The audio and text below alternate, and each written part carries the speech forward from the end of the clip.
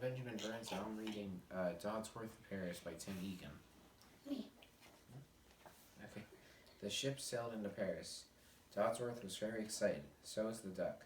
They had never been to France before. Now, I have one rule, said Dodsworth. You can't cause any trouble here. I wouldn't dream of it, said the duck. Dodsworth just looked at him. The streets were full of life. There were jugglers and dancers and painters everywhere. One painter had a beret on his head. The duck liked the beret. The duck picked up an acorn cap, and he put it on his head. It looked like a beret, sort of. Very debonair, said Dodsworth. They sat down for lunch at a cafe. Bonjour, said the waiter. That means hello, Dodsworth told the duck. Oh, well then, banjo to you too, said the duck. The duck looked at the menu. It was all in French, so he couldn't read any of it. How do you say macaroni? He asked. Just like that, monster, said the waiter. The duck smiled. A mime performed on the sidewalk as they ate. When they finished, Dodsworth paid the waiter. This is the wrong kind of money, monster, said the waiter. You must change it into euros at the bank. There was a bank across the street. Okay, said Dodsworth to the duck. You stay here and don't move, like him. He pointed to the mime. The mime was perfectly still like a statue. I can do that, said the duck. He jumped up on the table and stayed perfectly still as well. Some folks tossed coins at the mime. Some tossed a few coins at the duck. Dodsworth returned and they checked into a hotel, the Chateau de Paris. From their room they could see the Eiffel Tower. This trip is off to a great start, said Dodsworth. The duck woke up early to the sound of bells. The sound rang all across Paris. The duck loved bells. They were coming from Notre Dame Cathedral. The duck looked over at Dodsworth. He was snoring. The duck didn't want to wake him. He quietly climbed out the window. The duck walked over to the cathedral. He climbed all the way up to the bell tower. There was a bent-over fellow ringing the bells. Can I try? Asked the duck. Sure, said the fellow. I could use a break. He held out a rope for the duck. The duck pulled with all his might. The bells echoed over the city. Dodsworth woke up. He saw the duck was missing. Oh no, he said. Looked out the window. He called for the duck. Morning, yelled the duck from the cathedral. I got to ring the bells. Dodsworth laughed a little but shouted, You can't just leave like that, do you understand? The duck nodded and waved. Dodsworth rented a bicycle. The duck sat in the basket. They rode over to the Eiffel Tower. Now promise me, said Dodsworth, you won't leave my side. Duck's honor, said the duck. They went to the top of the Eiffel Tower. They could see for miles.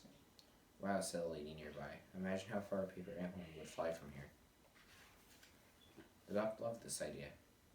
He opened Dodsworth's backpack. He took out some paper, and he made it an airplane after airplane. Some flew better than others. All the while, Dodsworth was enjoying the view. He heard excitement from the crowd below.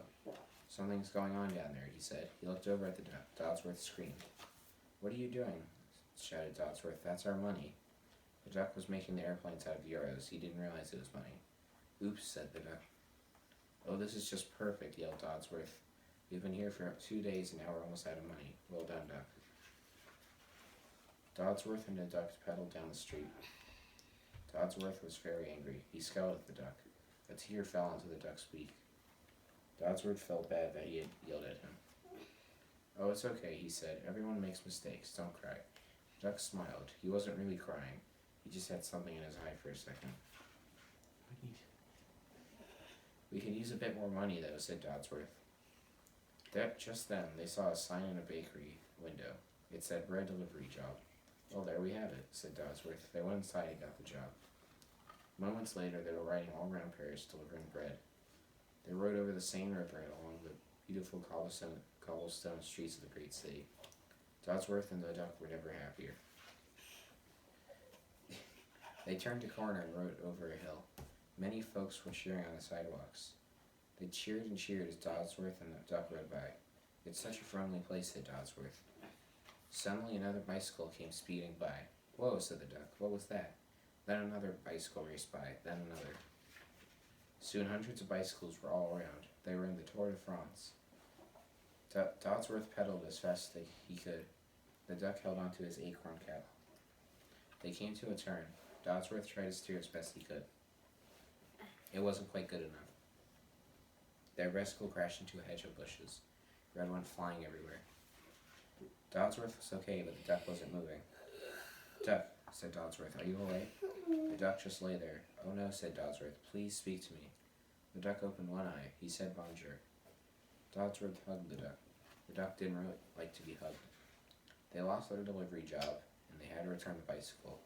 Since they didn't have much money left, they sat in the park and tried to think of ways to make more. Crowds started walking by. Pardon me, said Dodsworth to the lady. Where is everyone going? Why, to the Louvre, of course, said the lady. It's free today. Anything free sounded good, so they followed the crowd to the Great Louvre Museum.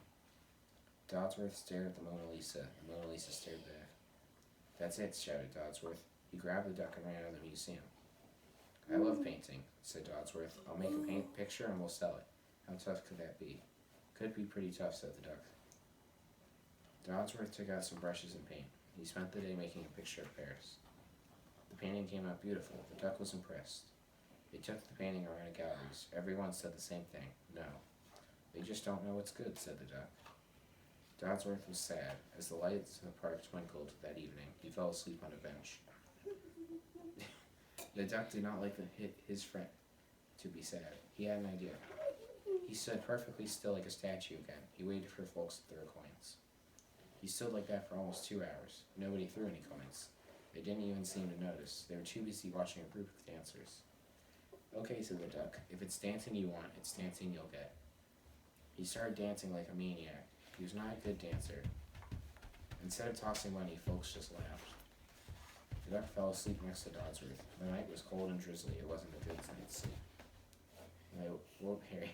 When they woke up in the morning, Dodsworth said, Oh no, what happened? His painting was all blurry. There was paint on the duck's feet. He had danced on the painting by mistake. A fellow came walking by. Magnificent, he shouted. It's a great impression of Paris.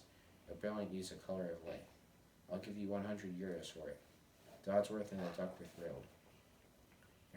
They went and had a splendid breakfast. Giant hot air balloons started floating overhead. Now that looks like a fun way to celebrate, said Dodsworth. The duck agreed.